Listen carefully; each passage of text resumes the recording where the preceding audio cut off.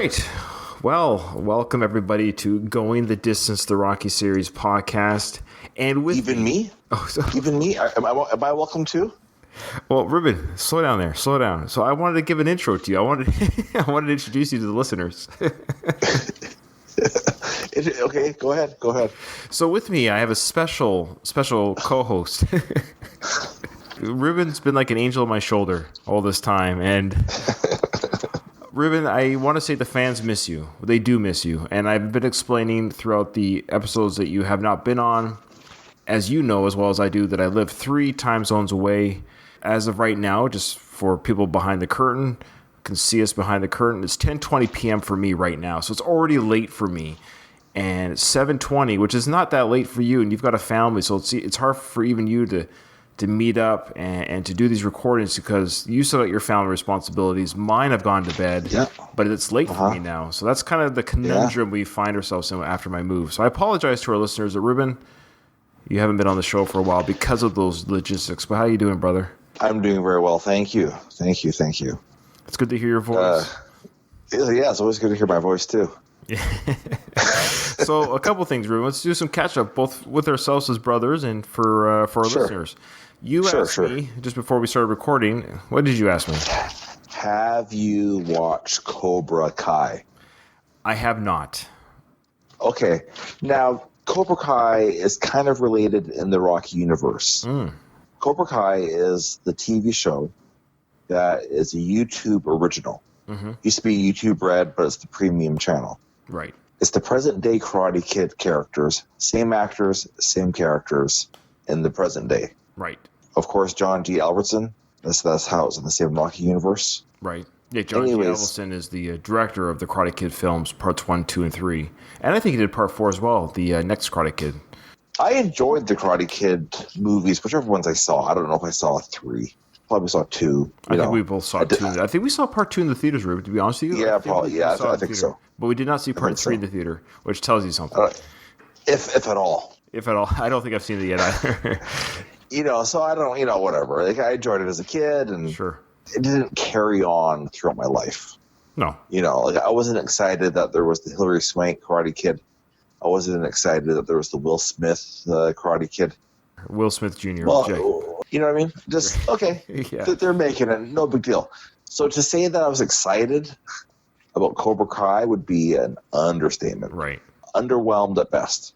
But anyways, I heard of YouTube Premium. Like, I'll give it a go. And that was the one that came up, so I just pressed play. I binged 2 seasons. Wow. In one week. I've lost so much sleep. Wow. Because of it. It is so good. Cobra Kai. And there's no reason why the show should be good. Wow. And I've been thinking about what if they did a Rocky thing like this? What if they did? It's just good writing. I can't believe I'm going to say this. Sure. Good acting. It's really good. So if you've ever enjoyed the Karate Kid, ever enjoyed anything in the Rocky universe, you like the underdog story, you like the fight the power, good fight scenes, all that sort of stuff. If you like the 80s, if you like 80s music, it tips its hat to the 80s and the cheese. So currently there's 2 seasons and there's 20 episodes total, so I guess there's 10 episodes per season. YouTube has renewed the series for a 3rd season, which is scheduled for 2020 release, Rube. Yeah, it's really good. Are you going to get YouTube Red now to watch season 3? Well, I did. I use Google Play. Okay. And I thought, okay, for $12, I'll binge it. Sure.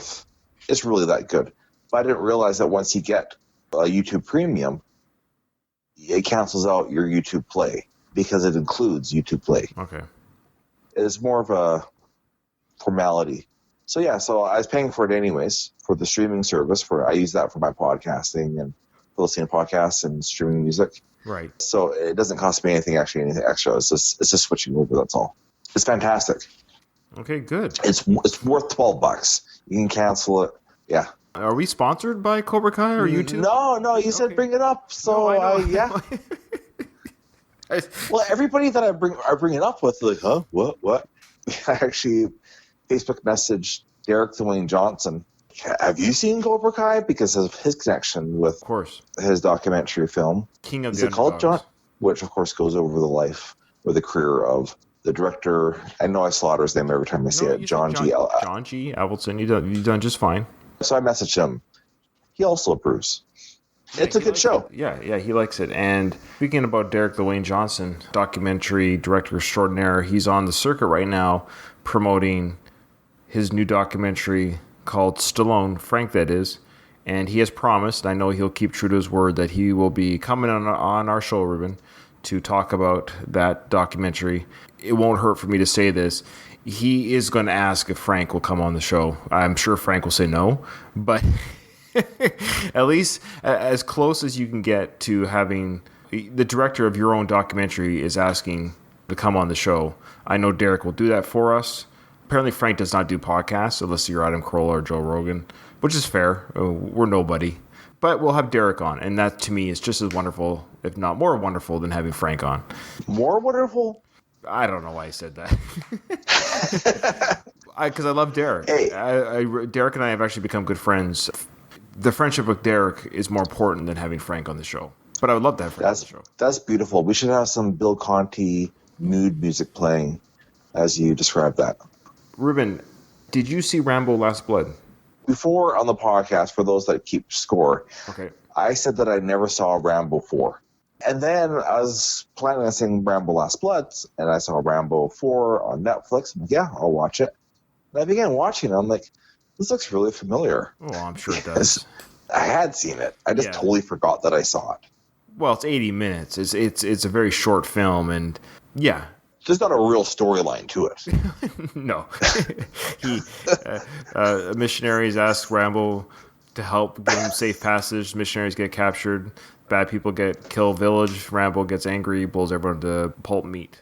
And did it in a really great cinematic way. Oh, sure. It's a lot of fun. It's a lot of fun. I'm glad that I forgot it because I got to watch it again. Sure. And then I saw Last Blood. Okay. Unlike Rambo 4, though enjoyable, Last Blood was great. Yeah, I couldn't believe what I was watching. I was like, what is going on? Why is this happening? There's no way that would happen. Like, when I say no way that would happen, I don't mean like that was unrealistic, but like in the movie realm, there's always like right. You don't think something dangerous is going to happen to a main character. Were you surprised by the girl's death in the truck? Well, I was trying not to say anything. No, it's spoiler okay. Who cares? All right, I was shocked by that. That's what I was referring to. I can't believe that's happening. If you're not a Stallone fan and you haven't seen Rambo 5 in the theater, then shame on you. Shame on you. Shame on you because... But even knowing that, it won't ruin the movie. No, because we're just talking about a girl in a truck. We didn't even say who that girl is. Yeah. And I don't want to get too deep into Ruben because I actually put on Twitter. I tagged you in it, but I know you don't really go on Twitter. I actually find it interesting to see who follows you on Twitter, and I always feel bad because you don't do anything on there. Who follows me on Twitter? Yeah, well, people that follow the show, the Rocky Series Podcast, you can find our show on Twitter. Just search Rocky Series Podcast on Twitter, and we'll come up. So people follow the show on Twitter, and some of those same people actually like to follow the host, Ryan and Ruben, on their personal Twitter accounts. And I had no idea. Yeah. So to those who follow Ruben on Twitter, bless your hearts for seeing absolutely no activity whatsoever. I think I've logged into MySpace sooner than I've logged into Twitter. That's beautiful. What's the name of the guy in MySpace? Tom? Tom, that's right. When MySpace was first created and I created an account, I didn't have any friends or contacts. And Tom added me on MySpace. I kid you not, Ruben. I thought he was I thought it was a legitimate friend, like or a person that wanted to add me on MySpace. It was so sad. It was. It took quite some time before I realized who this individual was. I didn't know he was the Zuckerberg of MySpace. And yeah, when MySpace was still a thing, Facebook was just emerging. Those universes overlapped. They did. Tom from MySpace was a guest on this Canadian show called The Hour with George Stroumboulopoulos. Oh, yeah, George Stroumboulopoulos, yeah. And George asked Tom if he was worried about the growth of Facebook. Oh, really? Is that...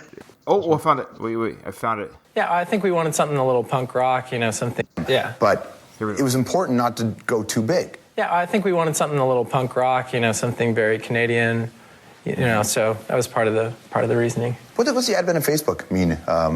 It's obviously not nearly as popular right now as MySpace is, but it is picking up a little bit of steam. How do you guys deal with that? Yeah, I think Facebook is quite different. It's mostly people talking to each other that know each other, and MySpace has always been more open. You can set your MySpace so that you only talk to your friends. A lot of people don't even know that, but Facebook is more about who you know, and MySpace is more about meeting more people and the people you know, and music and video and all these different cultural aspects. So. Oh, poor Tom. Yeah, so the listeners just heard the clip, and they can judge for themselves if Tom should have been worried or not. So, Ruben, it still has a revenue of $109 million a year. It has 150 employees. It does not. So apparently Tom Anderson's net worth is $60 million. Sure. That's impressive. Yeah, he's from Los Angeles. Yeah. I was thinking we could probably wrap up Rocky V today, but that's just not going to happen. All right. And I don't want to rush. There's no reason to rush a masterpiece. Well, the last episode should really be the street fight. I didn't want to rush through it, and I know maybe for the viewing audience or the listening audience, they don't get to see it per se as we talk about it. But to be fair, all of our seasons regarding the final fight, so seasons 1 through 4, I think we've dedicated 1, if not 2 episodes to the fight. So I don't want to rush the fight for Rocky V. Even though I have my feelings on the matter, I think they're worth talking about. So let's just go right into where we left off, Ruben. Rocky has just finished watching Tommy win the championship against Union Kane on TV. And Paulie has suggested to Rocky, let's go to the bar and wrap our teeth around a couple beers, drink this night off. Adrian supports us, says, yeah, Rocky, go with your brother-in-law. Get your mind off this fight that you weren't a part of at the end, even though you brought Tommy to that part. And Tommy didn't thank Rocky, he thanked George Washington Duke, and that's what's happened here. So off Rocky goes. In the next scene, George Washington Duke and Tommy at the press conference. Okay. Ladies and gentlemen, let me present to you the newest, the youngest heavyweight champion of all time, Tommy the Machine Gunn! George Washington Duke has just introduced Tommy as the youngest champion of all time. And this, I think, is supposed to mimic, of course, Mike Tyson at the time. Sure. And when this was written in 1990, Mike Tyson was in his prime, if not young himself. Was this before or after him being 1990? Was he in prison yet?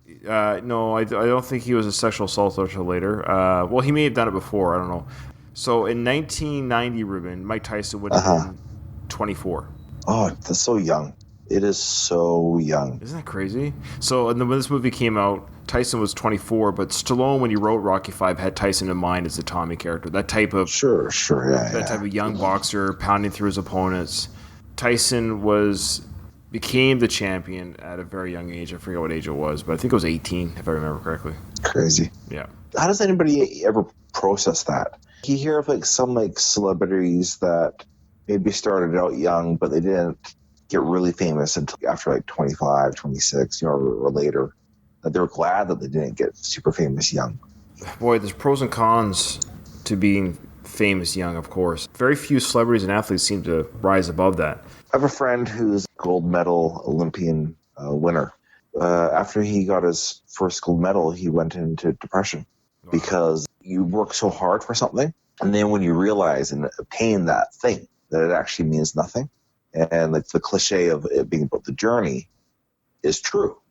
And he thought that was garbage until it actually happened to him. It was like, oh, it is about the journey. Winning whatever in your field ultimately doesn't really mean anything after the moment. Not being able to process that as a kid, they're just kids at that age. Right. To be fair, at least as an old man that I am.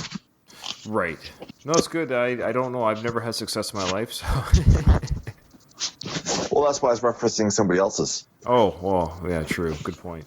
All right, so the reporter got up here and he asked the question. So the question for the reporter was, do you think the fight was too easy? In life, people ask those questions. It was almost like a derogatory or...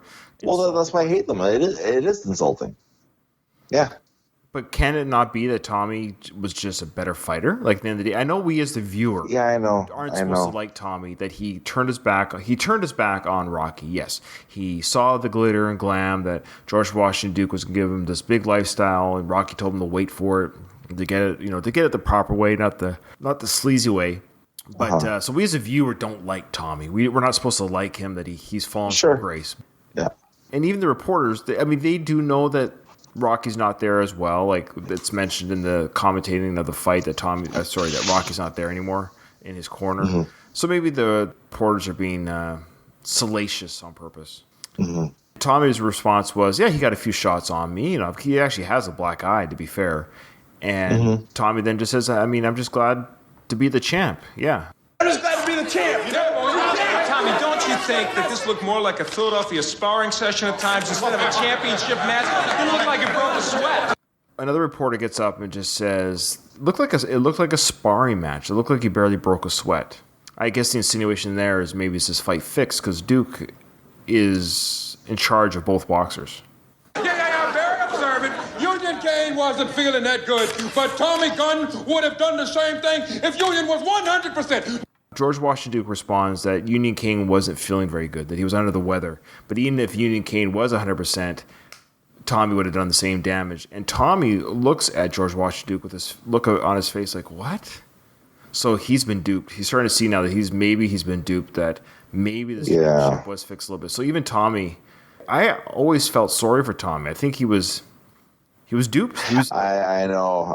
I remember feeling sorry for Tommy. Every single time I think of Rocky V, more than any of the other Rockies, I remember watching the movie. I remember being in the theater, and I remember that feeling of like, I felt bad for him. Yeah. Because even at that tender age of like 13 or whatever I was when I saw the movie, I had been duped at some point. That's why I felt sorry for him, because I know the feeling. Mm-hmm. Yeah, it's dawning on him here that the belt he has on his shoulder might not have been the sweet victory that he anticipated. So Duke now calls out, next question. 100% he fought like you didn't have a heartbeat. Come on. Everybody knows that Kane is just a paper champion. What do you mean by paper champion? One of the reporters yells out and says, hey, Union Kane looked like he didn't even have a heartbeat. Another reporter says he's a paper champion. And Tommy then asks the questions back to the reporters, what does that mean by paper champion? It means Kane's title was manufactured. He never won it from Balboa. So it says here that Kane's championship was manufactured, that he didn't actually win it from Balboa, which is true. Kyle and I talked about this a little bit. And if you want to listen to previous episodes, our listeners, listen to the Kyle episodes. He was really clear on how that works, on how Kane or people today can get the championship, because Kane didn't win the belt from Balboa. Balboa retired as a champion. Mm-hmm. Yeah. So nobody fought Rocky to get the championship. So basically it was the paper champion is the idea that he was kind of defaulted as a champ because he was the number one contender, is probably my understanding. Speaking of a paper champion, have you watched Paper Tiger? Paper Tiger, no. What is that? Bill Burr's newest Netflix. Sorry, yes, okay. We should have maybe should have started with Bill Burr's paper. Yes, sorry, I forgot the name of his special. Yeah, of course. I've watched every Bill Burr comedy special there is. Yes. Just making sure. So you heard the word paper, and it's the same context. It's not a real champion, not a real. Oh, okay. You know. Oh, I like it. Yeah. Another plug. We've plugged YouTube, Cobra Kai, and let's plug. I mean, really, Bill Burr probably needs our help. Netflix does. YouTube does. Can you imagine? Hey, listeners, if any one of you started watching Cobra Kai because of our show, can you let us know? I'd be curious if we have any kind of influence over anybody. Yeah, well, that's what social influences are. Is we sure. And they go and do it because of our show. Like, my wife has never even seen Karate Kid. Like, I don't think she never watches our podcast either. It's one of those shows where it's like you gotta watch. Oh yeah. First 2 episodes are free, and then you're hooked. You're hooked, yeah. Yeah, that's awesome. There's people that like go in bars and they talk about like a new liquor that's in the bar. They're supposed to talk it up. They're influencers. Say that again? I feel like there's people that do that like in real life, like social influencers, where they go on like bars or stores and they talk about it. It's so stupid. Yeah. Well, I know. We thank you for our listeners, the few that are there. Thank you. Yeah, well, if you like Rocky, you like Cobra Kai. Yeah, that's all I'm saying. That's probably an easy transition. You like paper? It's a lateral move. And I think you like Paper Tiger. It's the same generation. Yeah, probably. Anyways, moving on from this paper title. Wrong wording. Now George Washington Duke's about to tell the press, gentlemen, give the boy a break. Union Cane is for real. Get a boy a break. Union Cane is for real. Tommy, you ever think you're going to get out from underneath Rocky Balboa's shadow? Man, I won the title. What more do I have to do? I'll tell you what you have to do. A reporter says, do you think you're ever going to get under or away from Rocky Balboa's shadow? And Tommy's response is, what else do I have to do? I've won the title. Like, what else do I have to do? And a reporter is about to respond with, I'll tell you what you have to do. You gotta fight some real opponents, right? And I beat the best tonight. The best? This guy's a bum. He doesn't even deserve a shot at the title. So now the reporters are kind of taking shots at Tommy, saying Tommy's a bum, that he hasn't really fought in any real opponents. And Tommy's he's legitimately like, what's going on here? This is not the celebratory press conference I thought I was going to receive. There's an individual in this press conference who's sitting next to George Washington Duke. He's a lawyer in Philadelphia, and he's been in 2 of the Rocky films. He's been in Rocky V. He is the doctor/lawyer that told Rocky about his injuries. And in the beginning of Rocky V, I don't know why he's sitting at the table here with George Washington Duke, but he is. And then he's also plays one of those councilman people or boxing commissioner people who tell Rocky in Rocky Part 6, Rocky Balboa, that they're not going to renew his license to fight. And Rocky gives a speech about, who are you to tell me what I can and can't do? Yeah. Oh, yeah. Anyway, so he's played 2 different roles, but he seems to be a friend of either Stallone's or the people who work on the Rocky films as a bigwig lawyer in Philadelphia. Maybe it's just a coincidence. No. I've actually reached out to him for an interview because he's still alive and he's still. I was about to say you should do that, but and I'll try again. Well, he might be too big for his britches for me. He's been in 2 Rocky films. Let's go. Let's be serious. Well, how old is he now? I don't know. He was old in 1990. So it could just be. Sure. The reason why I reached out to him because he did a recent interview regarding the Creed films at some point. Yeah, like with some print or whatever it was, but he was featured in some sort of article, so he's still, yeah. But how do you feel about Creed 3? Is that official? I don't know if it's official, but it sounds like Michael B. Jordan's going to direct it. I know you don't listen to the show. What are you talking about? I'm listening right now. I hope a couple of our listeners got a chuckle out of that. As our faithful listeners of the show, Ruben excluded, I actually have already expressed my thoughts on Creed 3. I'll just share it briefly with you because there might be first-time listeners to this episode, right? People who have come back because of your presence. That's why I brought it up. Yeah, because to be fair, Ruben, when I was talking about Twitter, I announced on Twitter that you were on today's recording, and there was a very positive response. You're missed. Oh yeah. Of course you're missed. You're the. Well, your contributions to the show are amazing. Okay, so let's hear about your thoughts about Creed 3. For those that haven't heard. I will just say, look, I'll say this. At the end of the day, I love the Rocky character. Okay. The best parts, I'm not saying the only good parts, but the best parts, the stand-up parts, was every time Rocky's on screen in Creeds 1 and 2. And then Creed 2 notwithstanding, when the Dragos were on screen. The weakest part of the films is when Rocky was not on the screen. I'm not saying there were weak moments, but I'm just saying I went and saw Creed because of Rocky, okay? I'm wondering to myself, and I wondered about this when Creed 2 was announced before we were certain if Rocky was going to be in it or not, but now Creed 3, I don't know if Rocky's going to be in it. And I think at the end...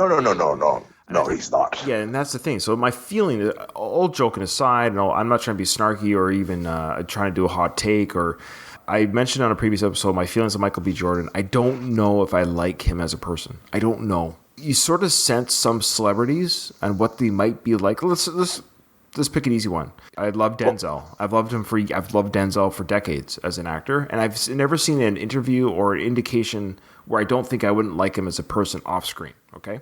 Sure. Yeah. We talked about Carl Weathers. Same with Carl Weathers and his character of Apollo. I never got a feeling that I wouldn't get a kick out of Carl Weathers, even with his pompousness. It seems to fit him. It's hard to explain. Blessings. Yeah, be peace. At peace. Be peace. Oh, is that what it is? Sorry. Twitter, be peace. Oh, sorry. BPs. Same with Tom Hanks. I've been a fan of Tom Hanks for decades. He's the one in Booze Buddies? Yes. He starred in Booze and Buddies. You might recognize him. Okay, Booze and Buddies, yeah. such movies as Booze and Buddies. Oh, jeez. Holy frick. What? My volume is so high that my phone's ringing. You okay? Jeez. Can we pause?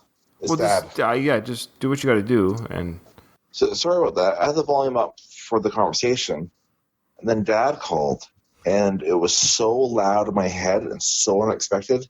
It was like deafening. I was very thrown off. I totally forgot what we were talking about.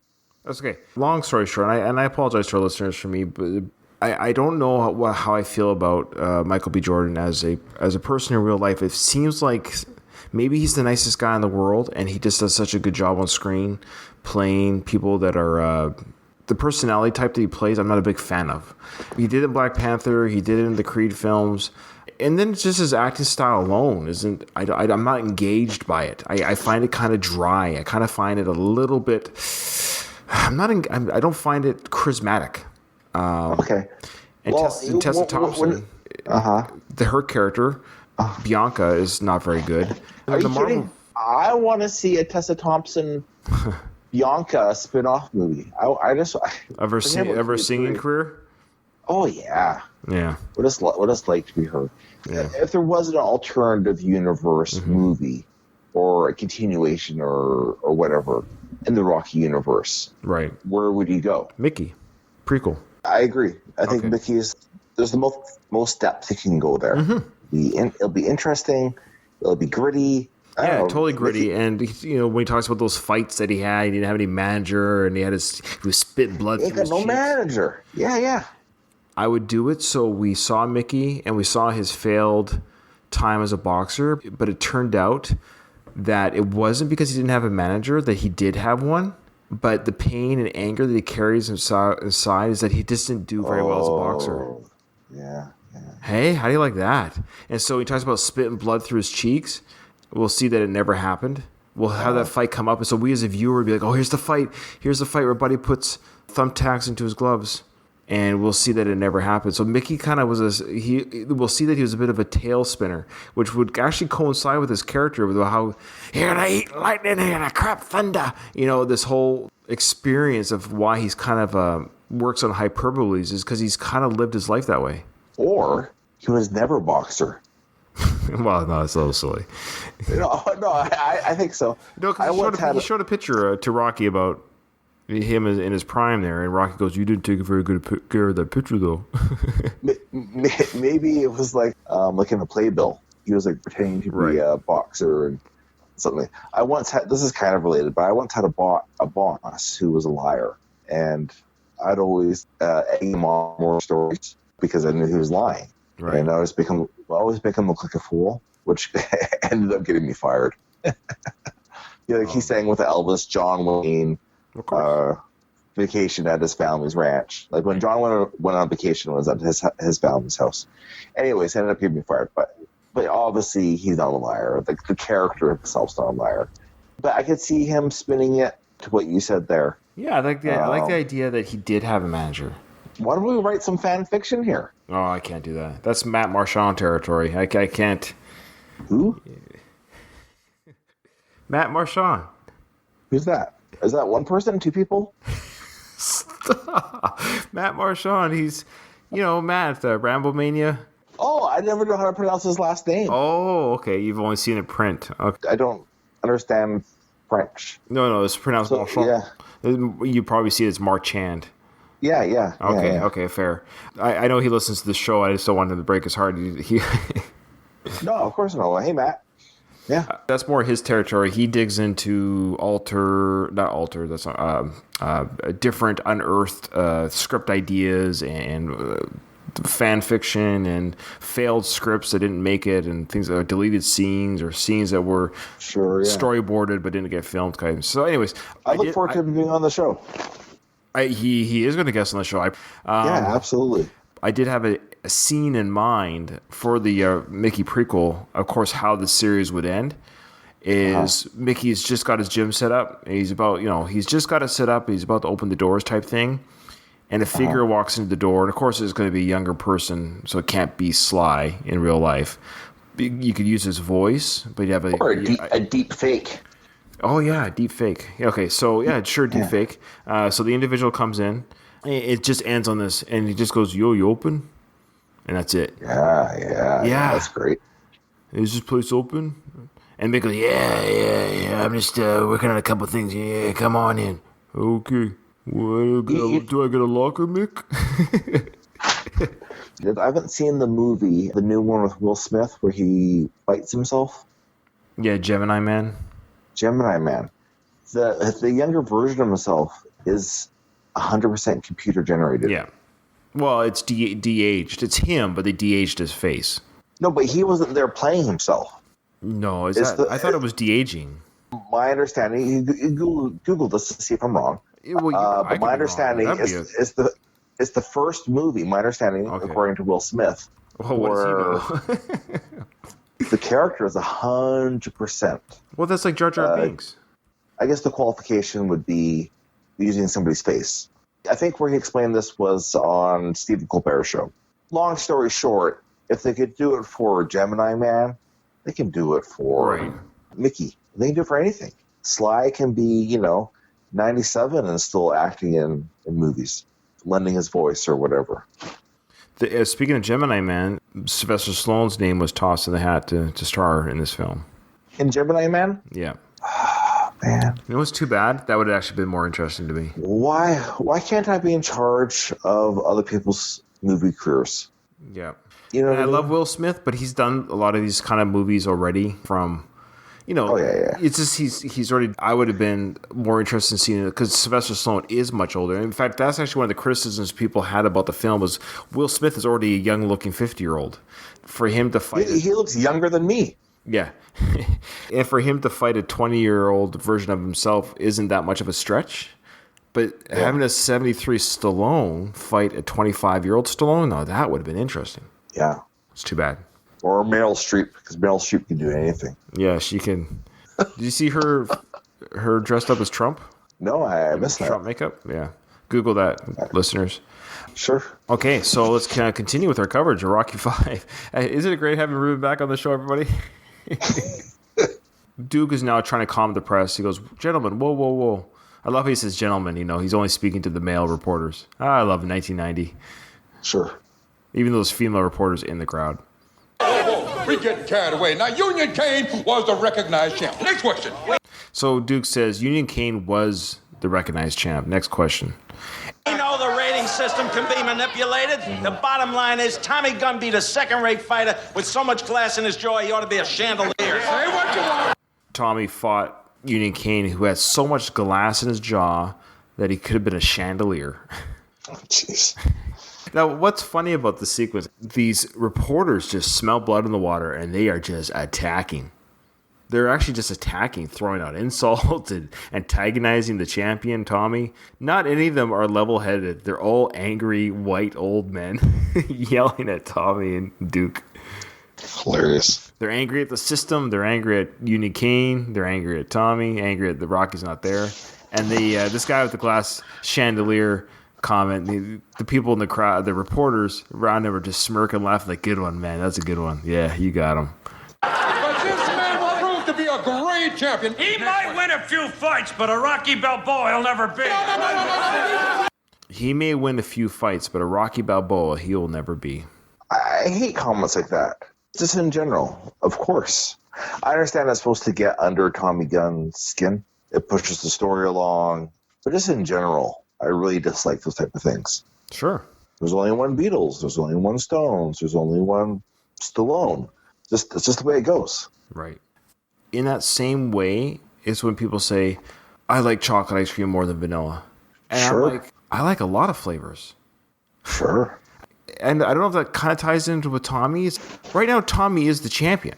Right now, it's vanilla ice cream that's in my mouth. Sure. And it might not be chocolate, and it might not even be Rocky Road, speaking of Rocky, or cookie dough, but it's ice cream, and it's vanilla, and I'm eating it right now, and I'm enjoying it. I don't have to compare it to all other ice cream to enjoy this bite. I never understood that. Speaking of which, Ruben, Joker. This ties in. Have you seen the Joker movie? No, but I saw Joker, not the Joker. Sorry, my apologies. No, I'm asking if you saw the movie based on Joker. I didn't see the movie based on... Okay, yes, I saw Joker. Well, I had nightmares 2 nights in a row. Like, genuine, real nightmares. It haunted me because I was falling asleep. I could have, like, the images in my head. I was trying to, like, shake it. And it seeped into my brain. It's a powerful movie. It was. Like, it really, really was. There's a few things in it that hit too close to home for me. Are you talking about the comedy special? The stand-up comedy. Yes. I was trying to get. Okay, so this isn't a spoiler. Try to stay away from spoilers on this part. Yes, but there's a scene where there's a stand-up. We won't say anything about what happens there, but there's a scene where we see people doing open mic. How's that sound? Yeah. Okay. Yeah, and I've done open mic a couple times, and I've enjoyed it like a lot. But I got wife, kids, business, and you just don't have time to be creative all the time. Not that I'm like that funny anyways, but I really enjoy doing it. Right. So I was seeing somebody else unsuccessfully doing it, and that's... Did you take pleasure in someone suffering on the stage?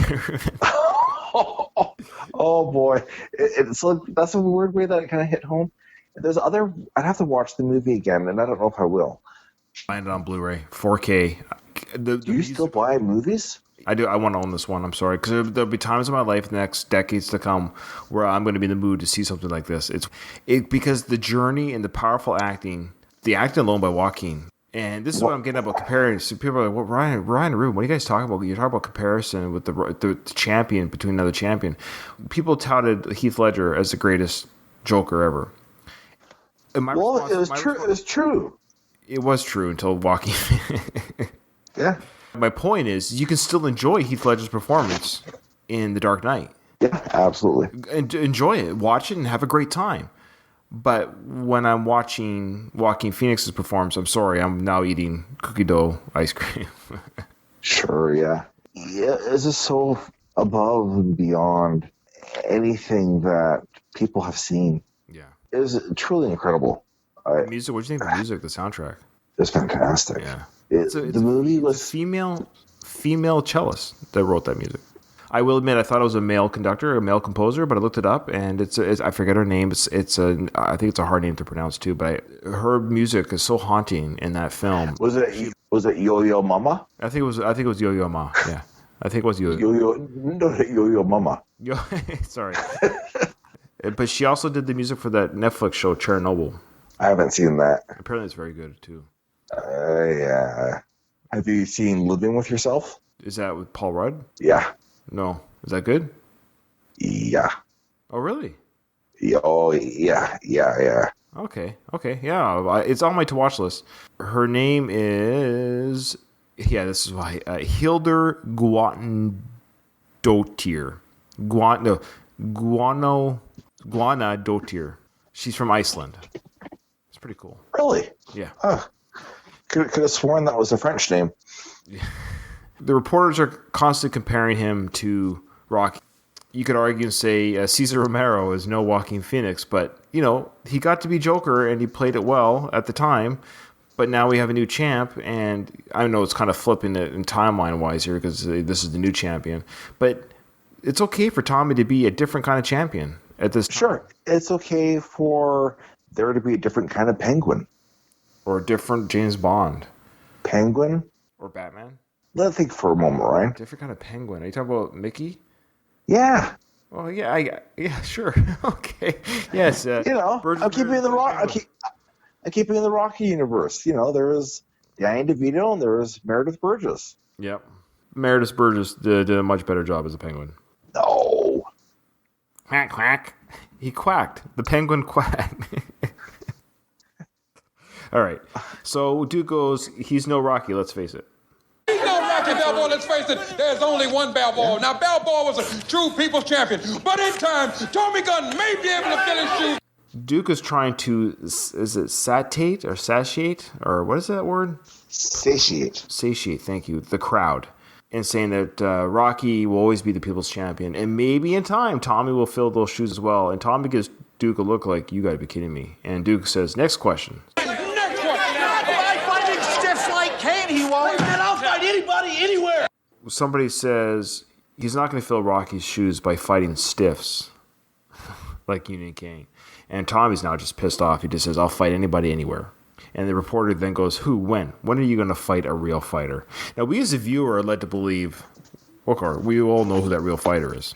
Rocky. Yeah, sure. Yeah, of course. And I remember when I first saw this in the theaters, there was still part of me with the hope, like, hey, do we have time? Do we have time to get Rocky in the ring? Yeah. We're sitting at an hour and a half in this film already. We just needed a quick 2-minute montage of Rocky going old school. They could have done it. They could have done it.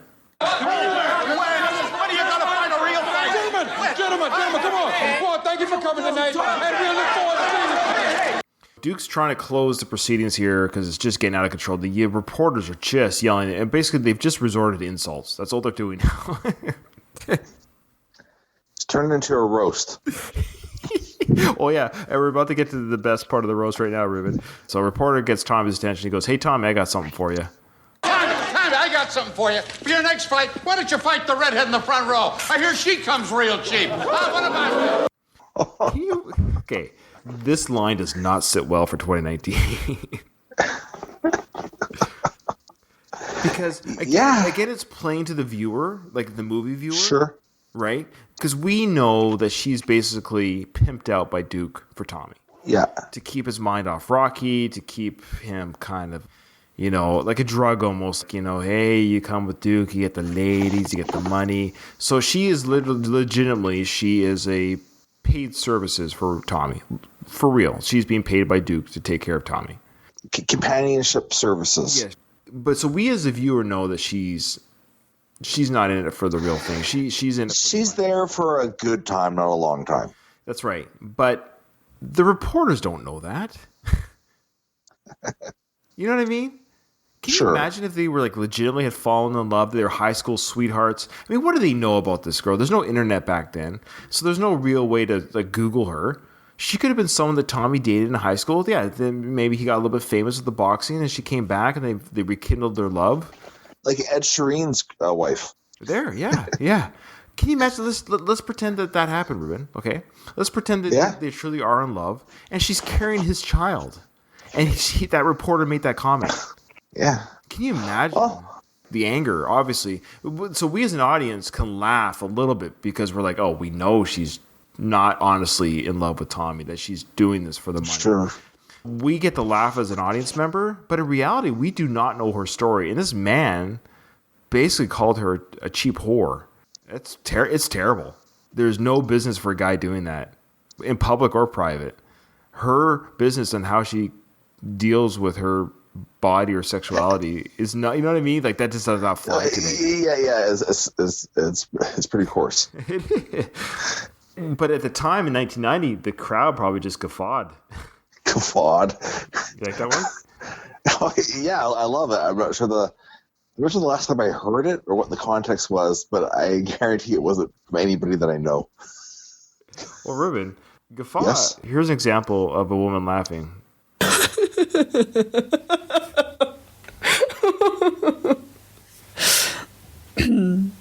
That's a pretty good guffaw.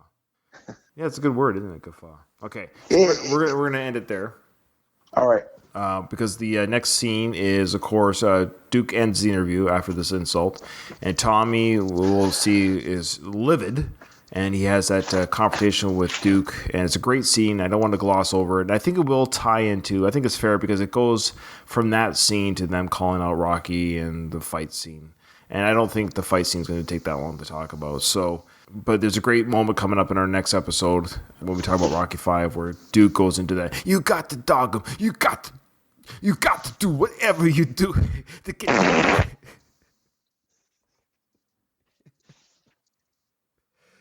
Was that a real fart? This is a great scene. Was that real? Get out of here.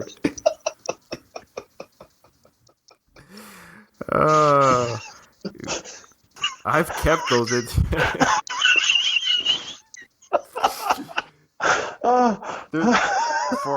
I should have had like a challenge. Like if our listeners can go back and listen, I'll give like $100 to everyone they catch.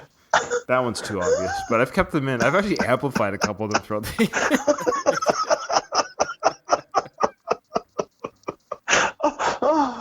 Oh man! Well, why is it funny? It's not funny. It's terrible. Our mom listens to this show. Come on.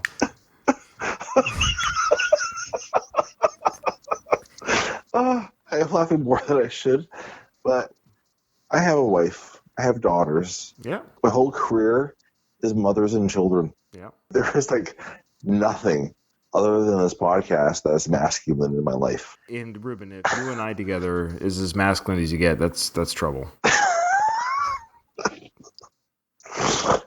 Anyways, I laughed much harder than I should have. I have no regrets. So I want to close by reminding our listeners, please. We haven't got a review in a long time. I think we've gotten some 5-star reviews have come in. Mind you, we've had some. We're up to 35, Ruben. 35 5-star reviews on iTunes. Yeah. That's incredible. Bad. Thanks, guys. Yeah, thank you very much. So those who've done it, thank you.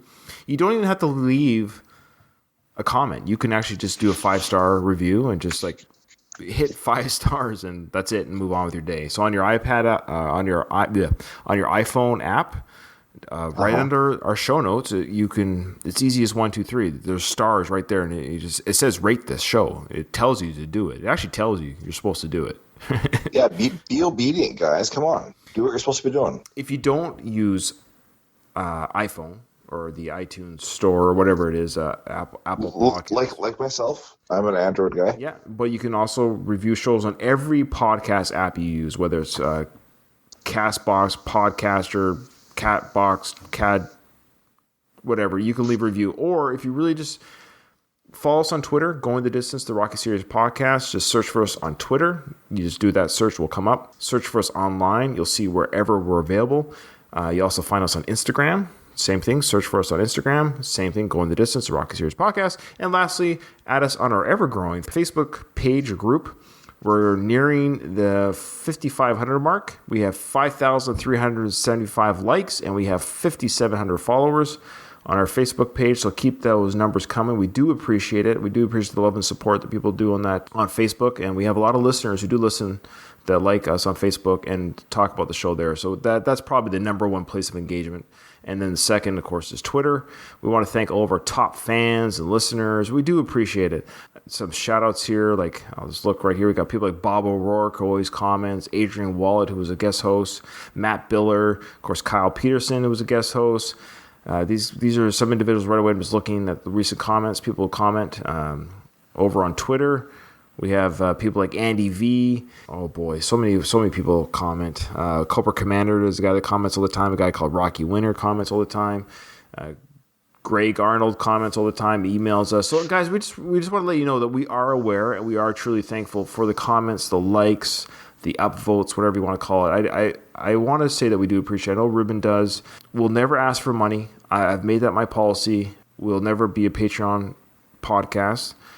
We do this because we love it, and we'll never ask you guys for your hard-earned money. The show will always be free. We're hoping, but here's the thing. This is why we ask you guys to review and rate us and like us on Facebook and stuff. It's because if we get enough listeners, then we can get sponsors. We can get people that will give us money to give us advertisement. There's no shame in that, but we just don't have enough listeners to warrant that. But we'll never ask you guys for money. So I'll do a deodorant commercial if needed. Yeah, Ruben could do deodorant. Or Gas X, or whatever that. Yeah. So I want to make that clear. And so when people, like, that's why I'll never Patreon. So if that helps you to give us a review, maybe that will help you to do it, because we'll never ask for your money. But Ruben and I do a lot of time to do the show and editing and all that good stuff. And we love to do it, but we'll never ask for your money. But if you get more people listening to our show because you like us on Facebook or share us on Twitter, all that good stuff, then we can get a sponsor, and the sponsor will give us money, and it won't come from you guys. It'll come from a big company. So that's my plea, and I'm going to keep pounding that until we get a sponsor. Ruben, it's good to have you on the show. Anything you want to close with before we close? Ding, ding.